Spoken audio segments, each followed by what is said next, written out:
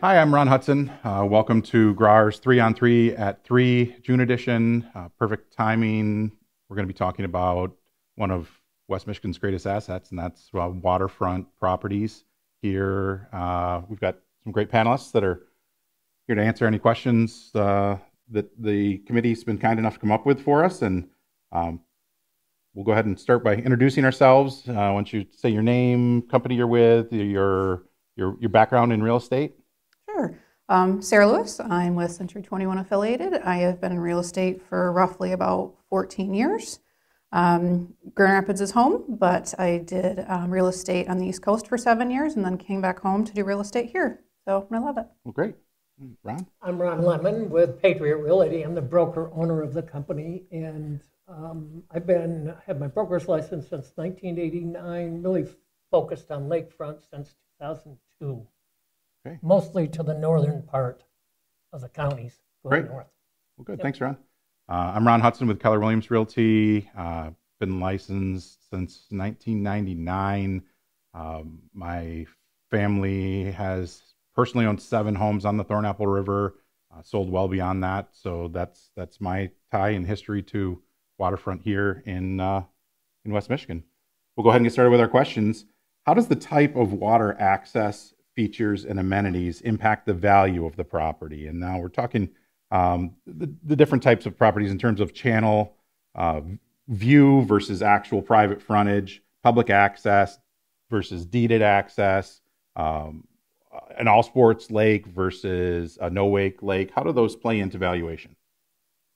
You know, from my perspective, I think what you've got here is you've got one category that everybody loves, which is all sports. And the rest of them fall down in value significantly depending on access and view.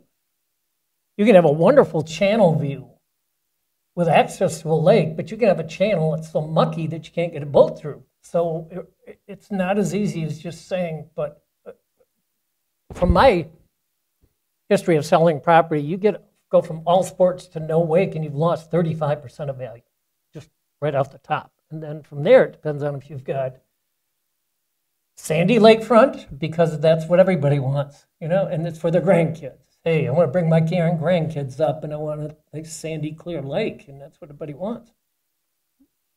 And I would agree, and just to piggyback off that, I think that you really need to evaluate 3 things with waterfront property: the view, water access, and your outdoor amenities. So whether you have a barbecue or a bar at your house, you know, those are important as well.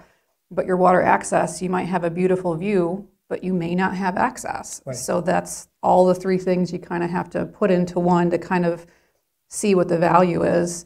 You know, in water channels and ponds and lakes with no wake rules, I really think that limits the appeal to a lot of buyers. Yeah, I mean, you statistically, when we run our numbers from the buyers that contact us, 90% want all sports, crystal clear water, sandy frontage, 3-bedroom, 1.5 baths.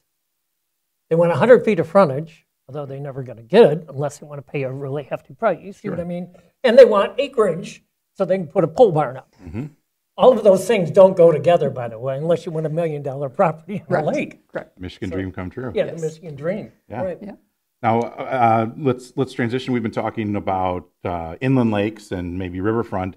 How would these items impact something on the Great Lakes? And, you know, for us here, particularly Lake Michigan. Well, I think, first of all, it's important to note that Lake Michigan is the 5th most expensive lake in the United States to buy, live on, and build on. So that's kind of important. So that kind of tells you where your value is going to land. But also on Lake Michigan, there's a lot of really large lots, really large properties available, 5, 10, 15 acres. So really, I think Lake Michigan for us is kind of in a bubble of its own when we're talking about value. Okay. And so I think it's important for us to stick with Lake Michigan when we're talking about value and just making sure that we are doing all of our research. You know, this isn't an ocean. We don't have a tide table. However, we do have water level concerns on Lake Michigan. So it's just important for us to look at everything, you know, when we're trying to look at value and issues and other things that can come up. Yeah, and I think also you've got those lakes that can get into the big lake. Yes. Aren't on Lake Michigan, like the Hamlin Lakes and the Bear Lakes. you can get better values being on the lake to access it than you can being on Lake Michigan. So you've got to really kind of take a look at that and see how much do I want to spend. Maybe I do have to be on the lake and then take my boat out, and that's not so bad. It's a lot less expensive. Absolutely. It's a great compromise. Yes. And I think that the list that you already mentioned is even more applicable to Lake Michigan than it would be some of these inland lakes, where your first and foremost is your view. Right. What can you see, and beyond that would be what type of frontage you have and your amenities. So great. What about how does shared frontage impact value as opposed to private frontage? Nobody wants it. Nobody wants to buy it. They want their own. We have enough problems. One of the things that we always do is we require our buyers to get a survey. There's one thing about lakefront property, there's always a dispute with the neighbor. Always. Always meaning 85% of the time. Our first question on listing is, do you have any disputes with neighbors? Because I want to get them solved well before, but there always are. Always somebody who took an extra 2 feet, or they angled their dock over so it irritates them, and they've had a fight or they've had a lawsuit. And that's the problem with lakefront. It is so treasured. Mm-hmm. Not like being in the city. You take a foot of my waterfront, it's like the end of the world. You just have to be careful. Sure. Yep. And on Lake Michigan, you have to be aware that even though you may own the lakefront, people can still walk. People can still dock their boats. Right. So while you think it's private lakefront, it actually may not be. So that's something you really have to do your research on before you're advertising what type of lakefront you actually have. Absolutely. Yeah, you've got those. There's a couple of lakes up north that are private lakes, and the chain of lakes like Pickerel, Kimball, but Sylvan and Emerald, private lakes. They don't own their lakefront. It's owned by the Michigan Land and Owning that was formed in the 1920s. That's now devoid of any registration. The courts have given control to the township.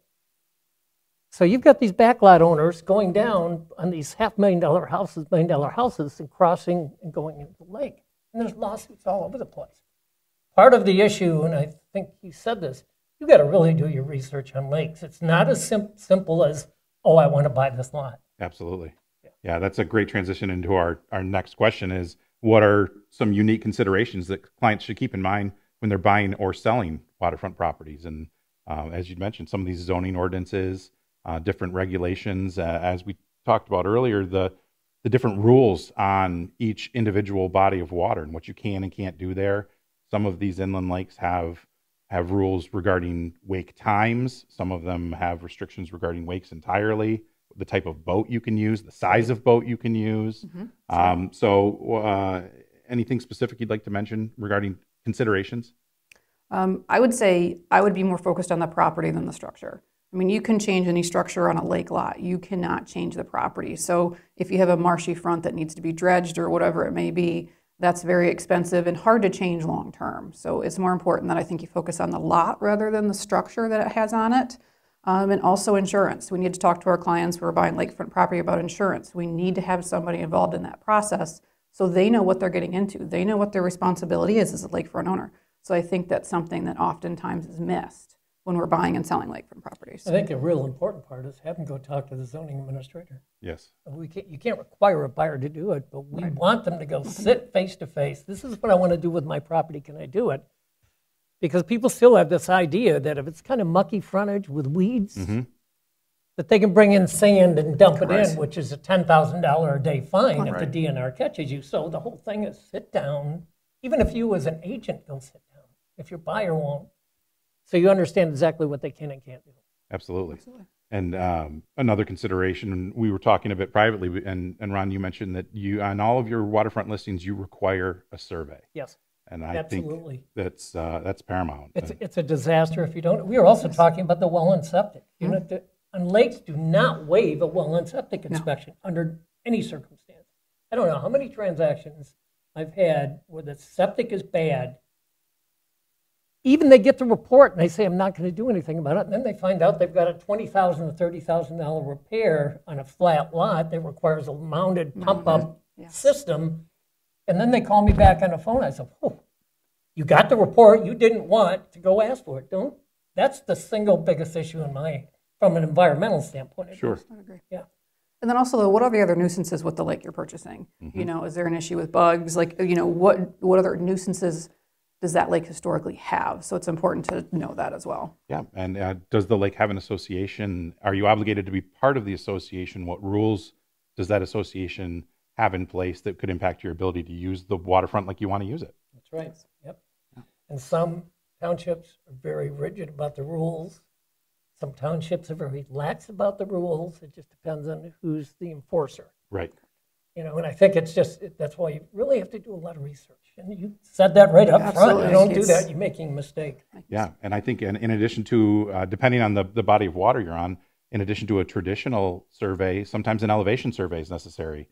That property may or may not be impacted by a flood zone. And as we know, flood insurance is not inexpensive. Right. I was fortunate in a couple of circumstances to have that elevation survey done, and we were able to change the status of the property and maybe not remove it from a flood zone, but lessen its impact and make the home more affordable for the next owner. Yeah, and that's a great idea to do on river property, especially because that's what's prone to Absolutely. flood. Inland lakes really don't flood because they're part of the drainage system. But that's a very good point for river property. And to follow up with that, when are you doing that in the process? Ideally, if you're the listing agent, having that done ahead of time is a phenomenal idea. So you're prepared. You're going to present the actual facts to the prospective buyers rather than relying on them to do it after the fact. We do find too many times where it hasn't been done, or a traditional survey was done in lieu of the elevation survey. And often that flood certificate doesn't come in until very close to close. And all of a sudden we're jumping through some hoops that could have been avoided if we'd gotten out in front of it. I always think it's a good idea for an agent to also go to FEMA website. Yes. You can put in the address of the property nationwide, and it tells you what zone it is. It'll tell you immediately if it's in a flood zone or if it's in Zone X, which doesn't require flood insurance, and you've really done your due diligence then. Absolutely. You don't have to go further. But if it shows it's in a floodplain, you better stop right there and get the elevation survey. Yes. And when selling these lakefront, riverfront properties, I think patience and persistence is key. It is not going to be a sale, a condo downtown that can go quickly, can go smoothly. You have to be prepared for the unexpected. You have to have patience, and you have to be persistent about the goals that you have to sell the property. Yep. Otherwise, you will get frustrated very, very quickly. And yeah, so you have to have realistic expectations as the listing agent on a lake of what's going to be required of you, the information that buyers are going to want. So you have to be prepared and be okay with going the extra mile to get it done. And having these integral relationships with companies like the survey companies, or again, Survey privately. companies, the well and septic people. Title, you mentioned title.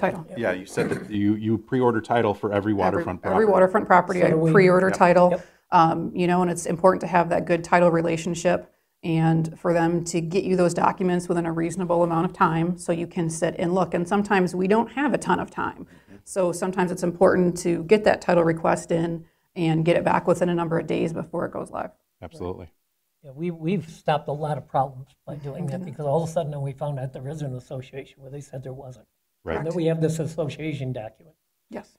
And you find these things out, and you can't do it unless you order title. Right. Or some of these roads and driveways we've come to find out are private. Roads. Correct. Yep. Oh, and the is there Torrens there not a private road agreement in place? And I've had a circumstance where the lender required a private road agreement. We had to go door to door and try to get these people who were exceptionally reluctant to agree to some sort of formal agreement. Yeah. So being able to get out ahead of these things, again, is key.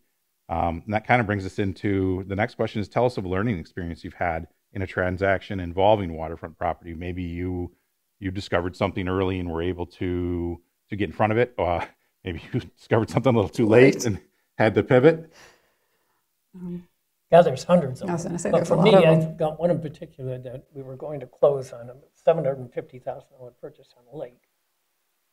And we got to the day before closing, and my office was reviewing title work, and I said, well, I keep looking at this on the GIS, and it doesn't make any sense. So we sat down and we started going through a legal description of what happened. What happened is when these people bought the property, the seller had two different parcels, one on this side of the lake and one on that side of the lake. They bought this one on this side of the lake. Unfortunately, when it was deeded to them, they deeded that property to him. He didn't own the house. Wow. The person across the lake on the vacant land owned the house. it's almost impossible to do something like that unless we got a survey. Right. Right. The buyer refused to pay a survey, and the seller refused to pay for a survey. So we had no way to verify it. We're just sort of lucky it happened that we found this, and it took us 3.5 months to get the person who got deeded this beautiful house instead of the vacant land to actually deed it over. We had to go to court. Sure. And you learn, do a survey. It makes a difference. It taught me a lesson a long time ago. Absolutely. And, my example as well, if we would have done a survey in the beginning, we would have caught it. So I was preparing to put a home on the market with Lake Michigan frontage. Everybody told us we had 50 feet. The owner, Port Sheldon Township, an old survey that we had, everything said 50 feet of Lake Michigan frontage. So I'm doing my normal work. I put in my title work. And then I get it back, and I'm just kind of going over it, and it was 80-some pages. There's documents for the shared driveway, there's documents for the shared propane tank, there's all kinds of agreements, and this property had been owned by this family for 60 years. So there's all of these agreements for me to review, and then all of a sudden I'm skimming the file, and I look through it, and it says, owner owns the south 20 feet of Lake Michigan frontage, but retains the usage rights of a 50-foot easement. The husband had sold 30 feet of the 50 feet to the neighbor without his wife's knowledge, and he had passed. So if I wouldn't have caught it in the deed, that is the only place that it was. So luckily we found it, but in addition to fixing everything, I had to go to her and say, the value of your property is now decreased. And that was a very hard conversation to have, but I would rather have that conversation than a lawsuit 3 months down the road when we find out we have 20 feet and not 30. So that is the only way I would have found that. Yeah, it's homework. Do your homework. Absolutely. Lakefront is different than selling a property in the city. Don't believe it. If there's 100 more things that are going to come at you, Yes. as long as you have patience, you're going to do just great. Absolutely. Absolutely. And I've got more experience on rivers and inland lakes than Lake Michigan shore, but I've had several circumstances where on both the Thornapple and the Grand River, we've been impacted by the high water line, and where folks have had additions put on their home, whether it be a deck or an actual formal finished addition that extends beyond the high water line. That portion of the home is no longer insurable. Right. And if warranted, the municipality could ask for it to be removed. Yes. So I've had multiple delays where we've had to jump through some additional hoops to deal with issues like that. Right. And then I had another one up north on the Pere Marquette River in terms of what they could or couldn't do with that shoreline. It was a protected waterway. It was a national fishery, and they wanted to do some improvements on the shoreline and put in a dock, and they were not permitted to do so. I've gone through that many times on the rivers up north. Absolutely. Yeah. So again, doing your due diligence, making sure that you're educating your client as to exactly what it is that they're buying or selling, for that matter. And making sure that they're aware of anything and everything that could happen along the way. It's in your best interest. Having those preferred vendors in place to help us with those relationships, and for newer agents, they need to reach out to someone experienced and get some assistance to help educate them on these issues that we're talking about that they probably have never experienced before. I think it's important. If somebody really wants to get into the lakefront market, here's my best advice. Buy a cottage on a lake. You understand it better. Not only that, but then you can market to that lake. Absolutely. It's not a secret.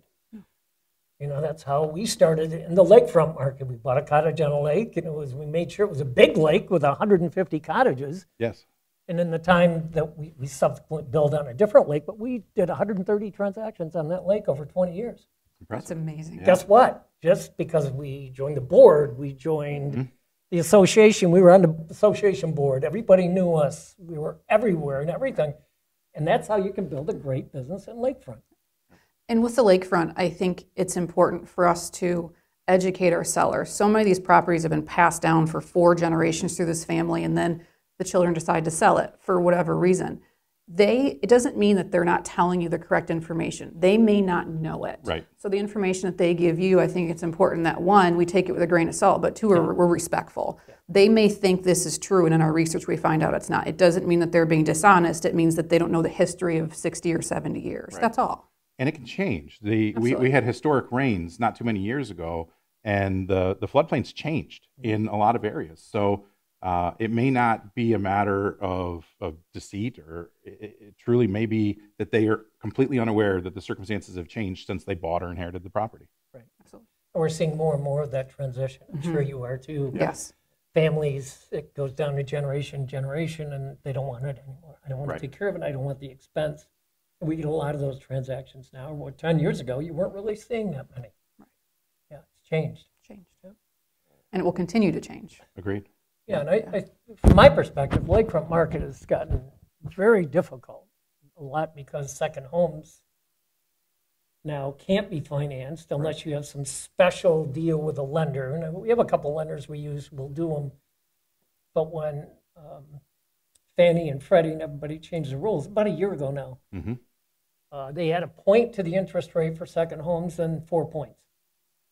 $400,000 cottage, Correct. you're paying $12,000 to $15,000 in closing costs on top of your $5,000 in closing costs. Right. Yes. So people have gotten creative now. Well, I'll finance my house, Right.